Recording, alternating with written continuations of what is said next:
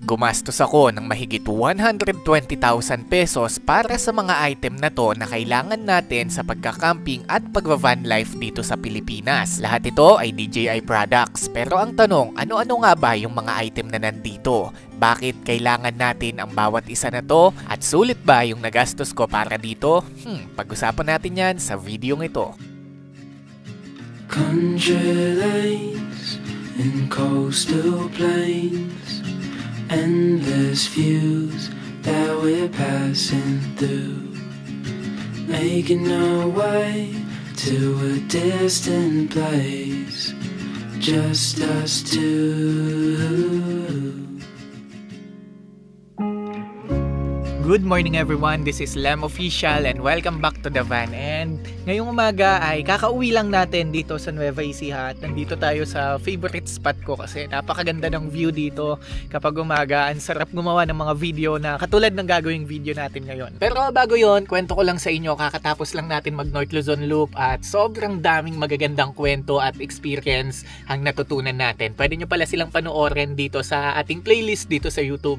At kaya din talaga ako umuwi ay para mag-set up uli ng ating minivan kasi ang daming kulang dito sa ating bahay van. Iisa-isahin ko sa inyo kung ano yon. Wala tayo unang-una dyan, water tank, so hindi tayo makaligo sa van. Naliligo pa tayo or nakikisuyo pa tayo sa kung saan-saan. Pagkatapos, wala din tayong ref, nabubulukan tayo ng mga pagkain. Hindi tayo makapag-store ng madaming supply. And pangatlo, power station para patakbuhin yung ref na gagamitin natin ng mas malaki at saka makapag-charge din tayo ng mas matagal at mas mahaba sa kalsada.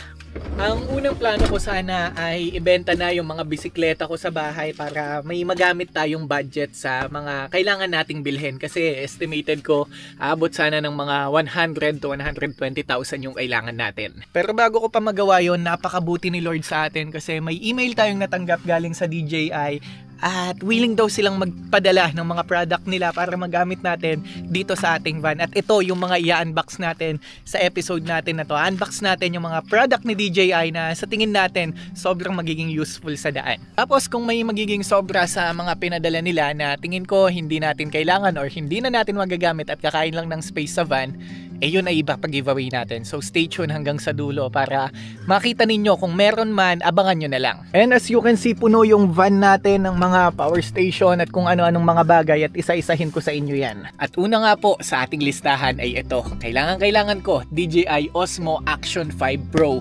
So ito yung Pro version ang pinadala sa atin. Ibig sabihin, mas madaming accessories ang kasama dito kumpara dun sa regular bundle na ino-offer ni DJI. Kaya pala nila sa atin pinadala tong Osmo Action 5. Parang kapalit kasi to nung camera na gamit natin kasi last time nung nag-review tayo ng video about sa DJI ay bumagsak yung camera natin at nabasag, so pinalitan nila nito at eto na din yung magiging main camera natin, so unbox natin. Summer nights, watch them go by as we fight off the cold.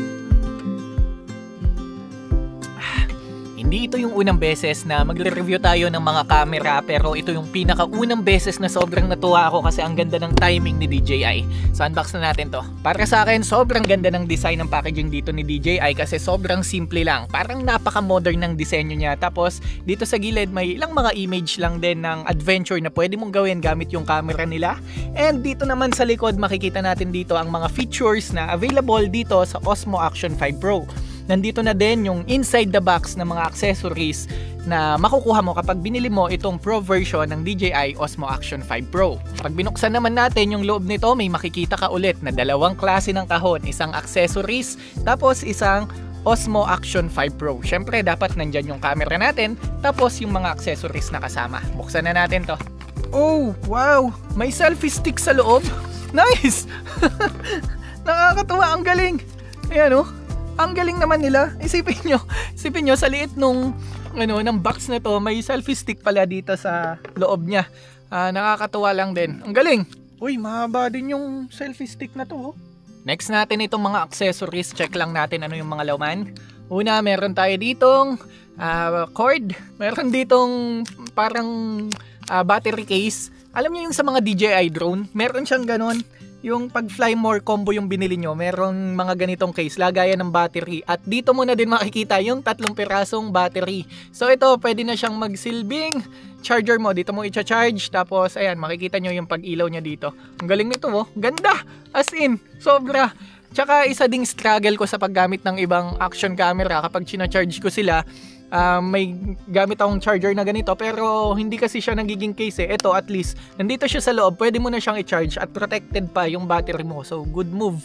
Yung battery din pala na kasama dito sa ating Osmo Action 5 ay meron na siyang 1,950 mAh na kayang mag-provide ng dire-diretsong shooting ng 2 to 3 hours sa 4K resolution. Kapag mas mababa yung resolution, syempre mas mahaba pa yung oras niya. Tapos isa pa, yung battery na to ay kaya nang mag-charge ng up to 80% within 18 minutes. So sobrang bilis mo lang makakapag-charge at makakapag-shoot talaga. Lalo na just in case nalobat ka, pwede mo na din kasi itong gawing power bank at pwede mo din itong isaksak lang sa power bank kaya mabilis lang mag-charge. Dito naman sa kabila ay nandito ang ating mismong camera tsaka ito, meron na din siyang case na kasama. Tapos mga magnetic na attachment para sa ating camera mismo. Tapos mga bolt screw. In total ay eto lahat yung laman ng ating packaging. Syempre unang-una na dyan itong ating camera, hindi yan pwedeng mawala. Pagkatapos itong battery case na may kasama na din na 3 pirasong battery at pwedeng maging power bank. Pagkatapos meron tayong selfie stick. And then itong ating camera case, 2 bolt screw, tapos 2 attachment na magnetic. Ito yung ginagamit natin para ma-mount natin yung case o yung camera sa mga selfie stick natin. And then Type-C cable, saka itong helmet mount. Yun lang lahat yung laman ng parcel. Etong DJI Osmo Action 5 Pro ay meron ding napakagandang stabilization. Clear na clear din ang 4K video dito, tapos may AI power din ito para ma-detect niya ang tamang color balance kapag nandito tayo sa direct light tsaka yung against the light. More on that later. Napakadaming mode ng camera na to. Pwede ka ditong mag-take ng picture, video, slow motion, super night mode, time-lapse, pero itong subject tracking ang pinaka-paborito ko sa lahat. Basically, itatrack nito yung subject kung saan siya pupunta. For example, naglakad ako dyan sa kaliwa, susunod din yung frame papunta sa kaliwa. Pag naglakad naman ako papunta sa kanan, ay susunod din yung frame papunta sa kanan. Panalong-panalo ang feature na to para sa mga solo traveler na katulad ko. Parang may isang tao na nagvi-video sa'yo at sumusunod sa'yo along the way. Alupet, di ba?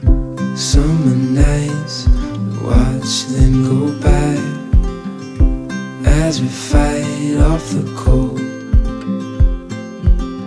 Holding you tight, you know just what I'm thinking. I don't want this moment to go.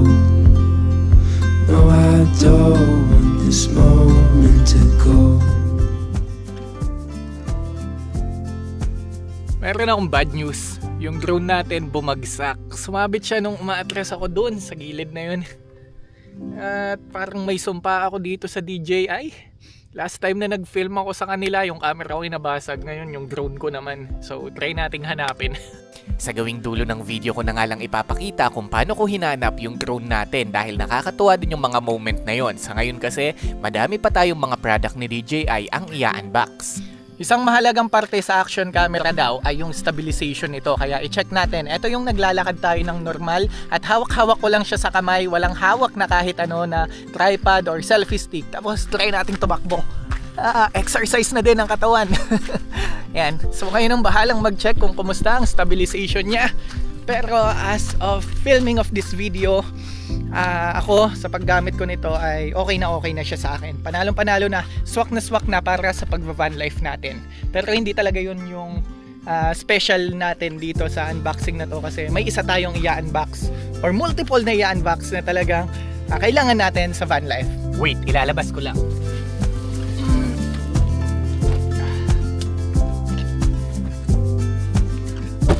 Okay, alam naman nating lahat na ang DJI ay isa sa mga brand na nagpo-provide ng sobrang quality na mga drones, cameras at ngayon ay pinapasok na din nila yung mundo ng camping dahil nag-produce na din sila ng pinakabago nilang mga power stations and even car charger at yan yung mga i-unbox natin ngayon. Sa totoo lang medyo nakakagulat pero i-check natin yung mga item na ipinadala sa atin na pwede daw gamitin pang car camping at pang van life. At una nga sa ating listahan ay eto.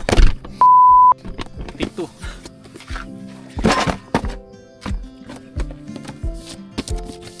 Una nga sa ating listahan ay ito, a DC-DC car charger or alternator charger. DC-DC charger po ang tawag sa device na to, kung saan pwede mong makonvert ang kuryente ng iyong sasakyan or alternator papunta sa iyong mga power station. Para sa mga hindi nakakagets, ang sasakyan po kasi ay nagpo-provide ng kuryente para ma-charge yung battery ng sasakyan mismo. At yung sobrang kuryente doon, yun ang i-convert nitong ating DC charger papunta sa mas malaking voltage at makarating siya, ma-charge niya yung power station natin.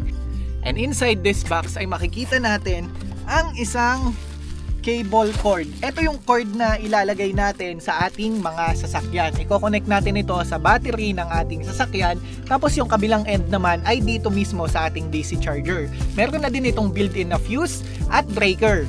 Ang haba nito is 10 feet. So pwede mong ipwesto sa kung saan magiging convenient yung iyong DC charger. Alam ko i-install ang bagay na to kasi meron ako nito and different brand nga lang yung gamit ko, at ang disadvantage nun ay hanggang 550 watts lang yung maximum output na kaya nun or conversion na kaya nun. Ito, kaya niya hanggang 1 kilowatt, so parang double yung power nito dun sa gamit-gamit ko. So basically, papalitan ko din tong naka-install sa akin at ito yung ilalagay natin. Ito naman yung ating fuse. And buksan pa natin. Sa loob, makikita pa natin dito ang ating sinasabing DC-DC charger. Yan. So ganito ang itsura niya. 1 kilowatt po ang power nito, at ito, nagamit ko na din to, na-try ko na to sa sedan natin. Pero as of now, susubukan ko din siya dito kay Vantot kasi baka hindi din kayanin ni Vantot yung 1 kilowatt na power na output, kasi hindi din natin pwedeng isagad yung alternator natin kasi baka masira po yung alternator natin kaka-charge ng power station natin. So ito yung maganda sa mga SUV or sa ibang mga sasakyan na mas malaki ang alternator. Pero teka lang, bago ko kasi ito i-install, may dahilan ako kung bakit hindi ko siya i-install. Wait lang. Kasi nung nakarang episode na binigyan tayo ni DJI ng DJI Power 2000, pwede nyong i-check dito, ay ito yung kasama na DC charger. Pero ngayon, may bagong power station na pinadala sa atin at ito yung kasama niya. DJI 1.8 kilowatt solar fast charger. Gets nyo? Mas malakas na naman ito. Pero ang twist nito ay iba din. Maya-maya i-explain natin, unbox. So sa loob, makikita natin dito itong ating pinaka solar and car charger. I-explain ko yan sa inyo maya-maya lang, at ang kasama niya ay isang cable lang. Yan.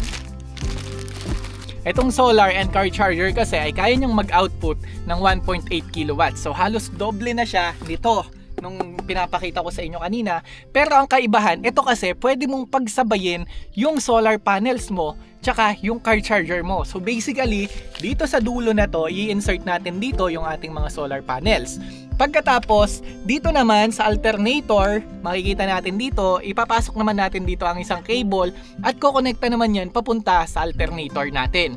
Tapos mag-out naman yan dito sa ating DC output, kung saan dito natin ma-charge yung ating mga power station, which is ang total na harvest natin doon ay aabot siya ng 1.8 kilowatts. Okay, pakita ko lang sa inyo paano pagganahin at i-set up itong DJI 1.8 solar and car charger, at kung bakit mas gusto ko to kaysa dito sa kanilang super fast car charger. Ito, kung tutuusin, maganda na to kasi 1 kilowatt na yung makukuha mong kuryente galing sa alternator papunta dito.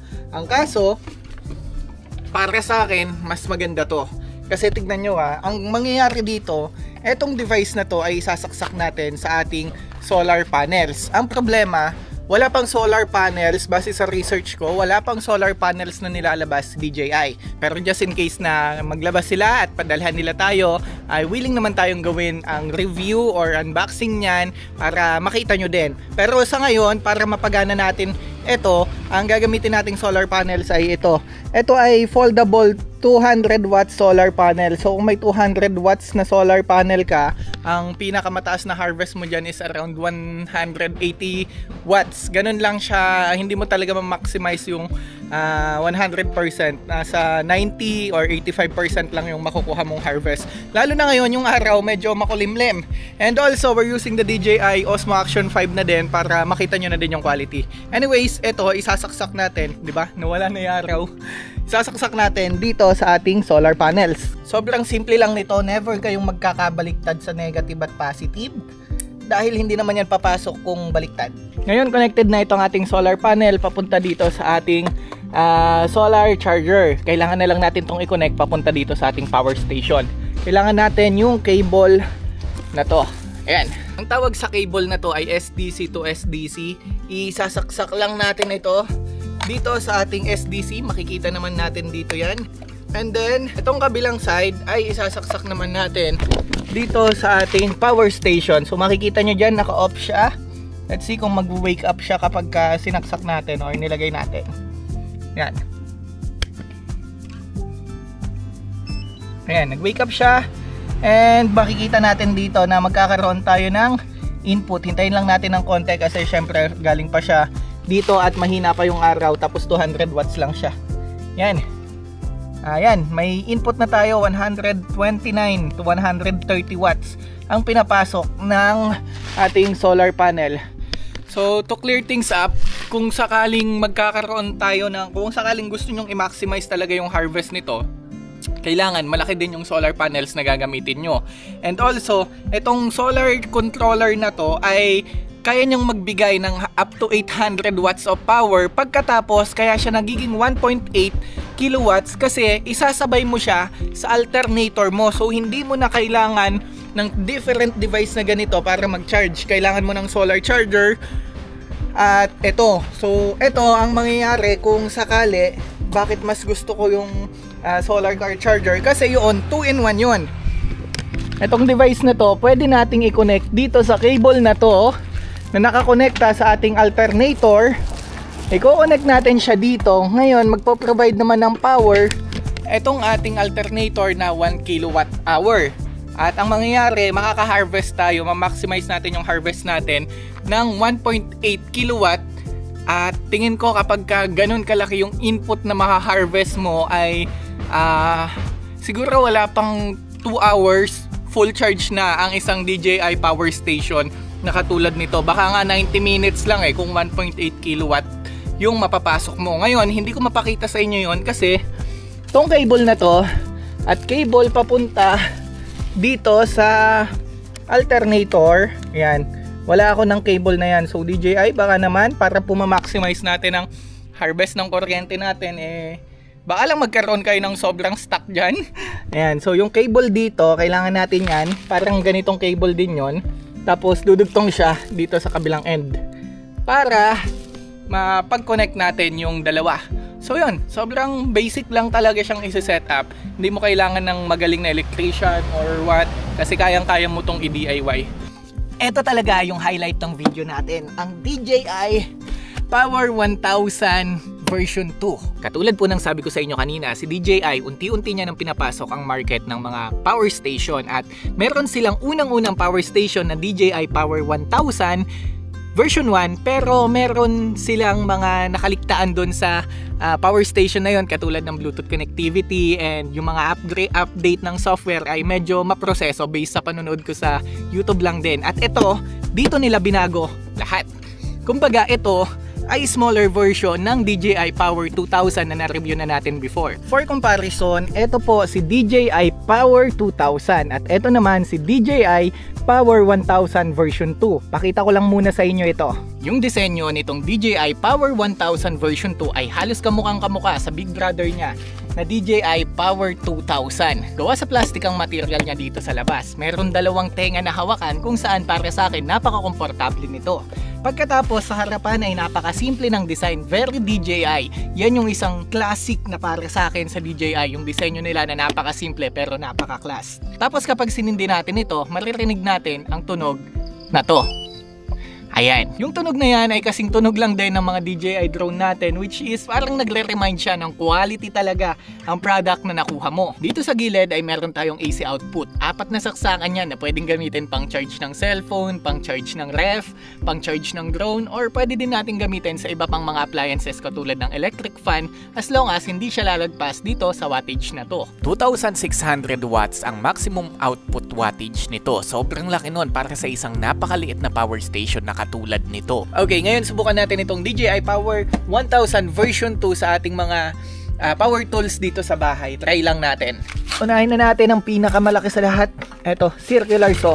Plug and play lang naman yung paggamit dito kasi nga build siya for convenience. So pag narinig nyo yung sounds na yon, click nyo lang tong maliit na to tapos saksak na natin siya. And then, let's try.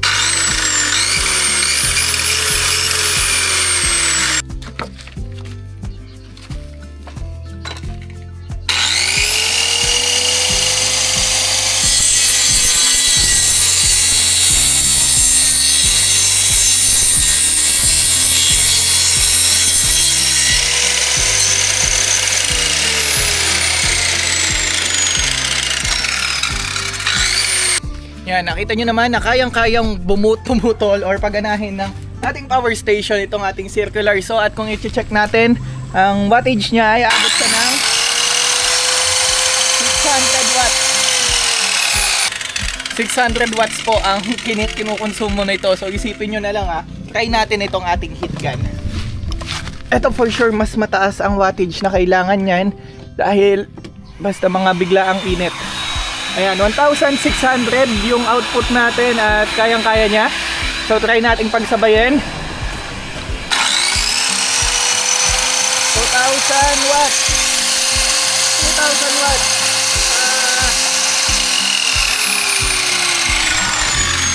Ayun, 2,000 watts ang naging total output natin. At ko kung titignan yung mabuti yung capacity nitong napakaliit na power station, sobrang liit niya pero kaya niyang pagganahin yung mga power tools na matataas ang wattage. Kaya isang grabe, sobrang nakakabilib ito dito sa power station na to. Pagkatapos dito naman sa gitna niya makikita natin ang napakagandang LCD screen niya. Naka-display dito lahat ng kailangan natin. Dito naman sa baba ay makikita natin ang dalawang USB Type A na 24 volts ang maximum, tapos dalawang Type C naman na hanggang 140 ang maximum watts na kayang mag-output dito. Ito yung kaibahan niya sa Power 2000 dahil si Power 2000 ay merong 4 na USB-C at 4 na USB-A na pwedeng pag-charge yan. So basically mas madami yung port nung isa kaysa dito. Pero sa sitwasyon na to okay na din siya. Dito naman sa gilid makikita ang ating charging time. Ito sobrang gustong gusto ko dito kasi in 56 minutes full charge na to. Inorasan ko talaga yan. Kaya sobrang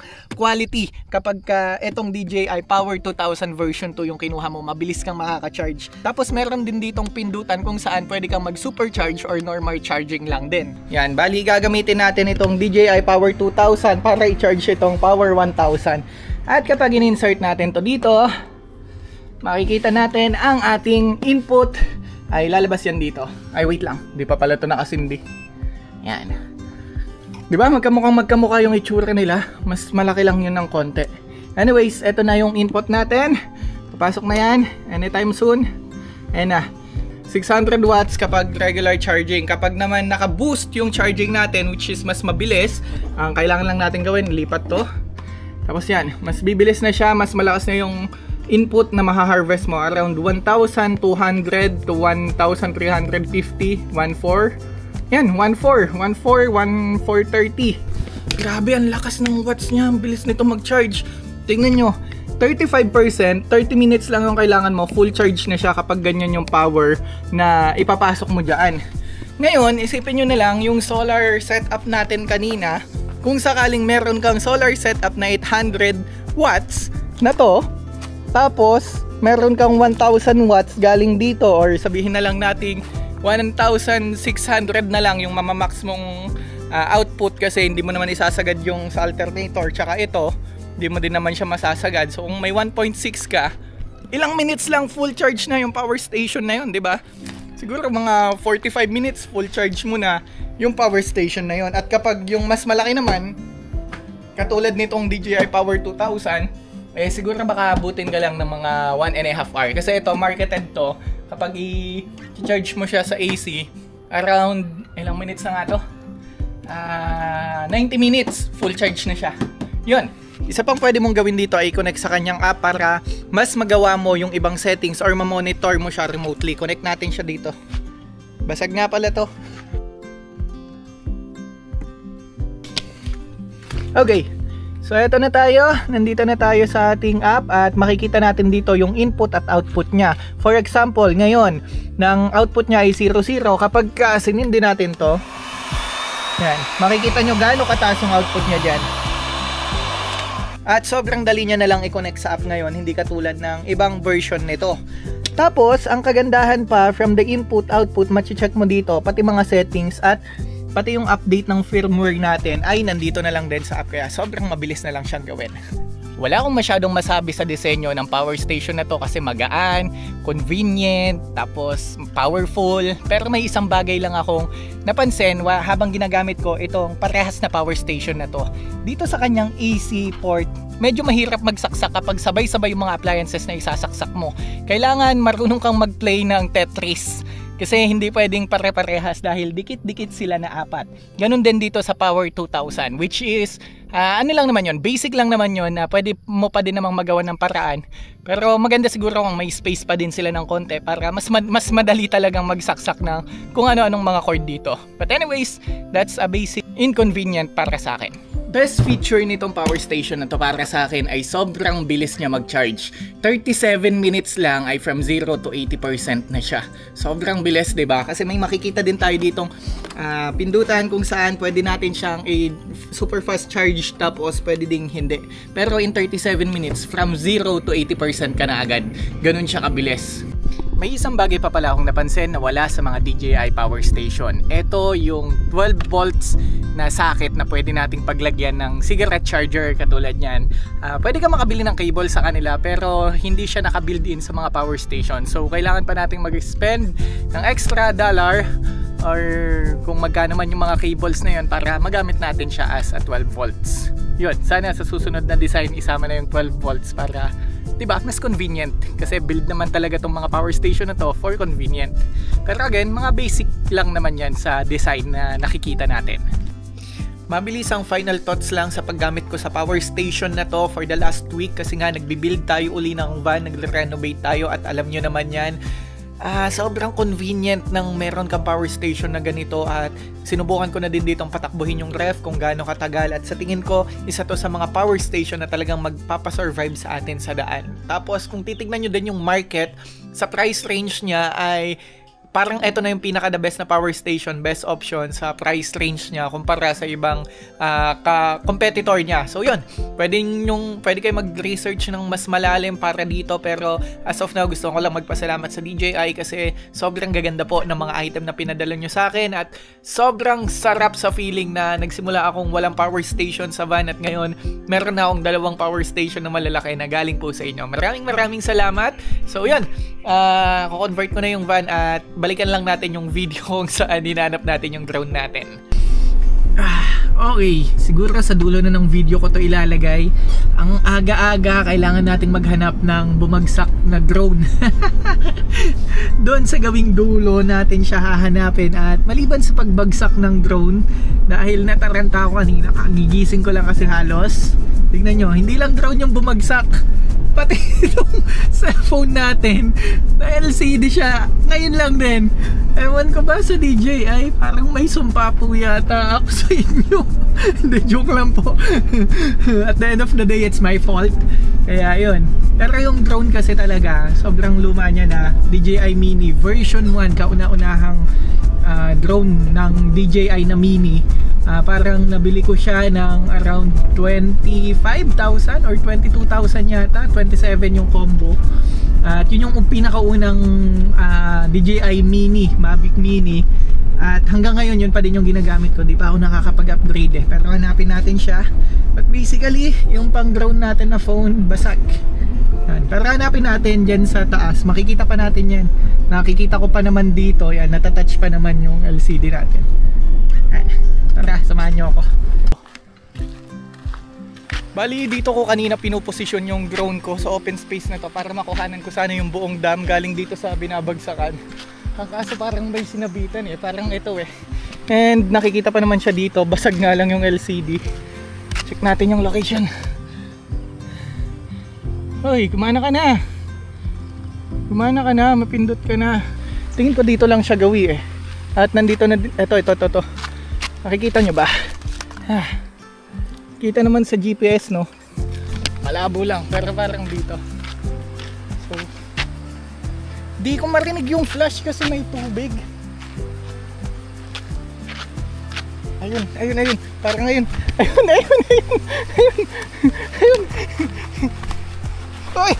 Uy.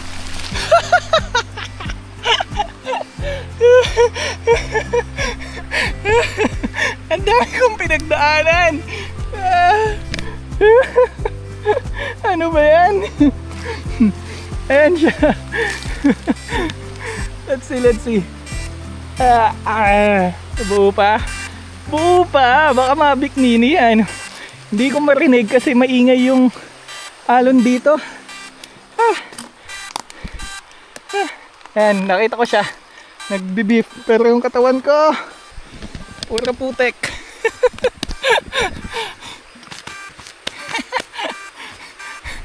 So sobrang pagka-excite ko, galing ako dun sa dulas ako dito.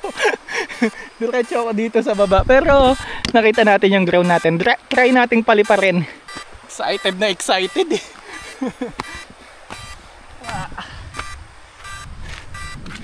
Try natin kung lilipad pa. Ayan, flashing. Ayun, si Bantot. Andun ako kanina sa dulo. Tapos nilapit ko lang dito yung van para mapuntahan yung ground na sumabit siguro sa puno sa itaas. So try natin kung lilipad pa to. Uy, umaano pa. Lumilipad pa. Buhay pa. Ang tibay oh. Okay, lumilipad pa siya. Babano natin. Ayan, gumagana pa.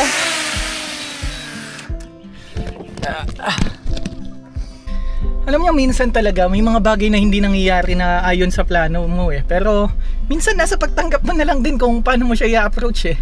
Katulad nun, siguro kung ibang tao yung nabagsakan ng drone at nagkadulas-dulas para mahanap, bad trip na yun. Pero ako, ganito lang, chill lang. Mas pinili ko pa nga maging masaya eh, kasi alam nyo yun, it's a new chance para mag-enjoy at ma-feel na buhay pa tayo kasi nangyayari pa yung mga insidente na ganito. Nabuhay yung dugo ko doon. Sobra, ang putik ko, no? Yun oh, ang aga-aga. But anyways, ganun talaga ang buhay. Minsan may mga ups and downs at ang kailangan lang natin gawin ay piliin nating masaya sa mga sitwasyon na mahirap maging masaya. Kasi happiness is a choice at hindi yan basta-basta makukuha sa kung ano-anong mga bagay. At pwedeng anytime may mangyaring hindi maganda sa atin, pero anytime kung ready tayo, kung ano yung nasa loob natin, yun lang din naman yung lalabas, di ba? Kung masaya ka inside your soul, ang lalabas sa'yo ay kaligayahan lang din pag may mga bagay na naaulog sa'yo. Kapag ang laman ng puso mo ay puro pait, kirot at sakit, syempre yun lang din yung lalabas kapag may mga nangyayaring hindi maganda at ayon sa plano mo. But anyways, this is Lem Official. It's such a good adventure. And kung may mga komento kayo, lagay nyo lang dyan sa comment section. Yun, thank you sa panonood and see you on our next journey. Ikot na tayo ng Visayas and Mindanao. Bye bye. Country lanes and coastal plains, endless views that we're passing through, making our way to a distant place, just us two, somewhere new.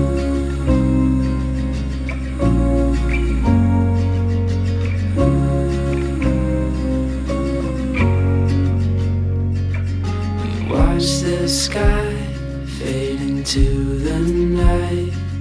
With you, my arms, nothing can asleep on a starlit beach.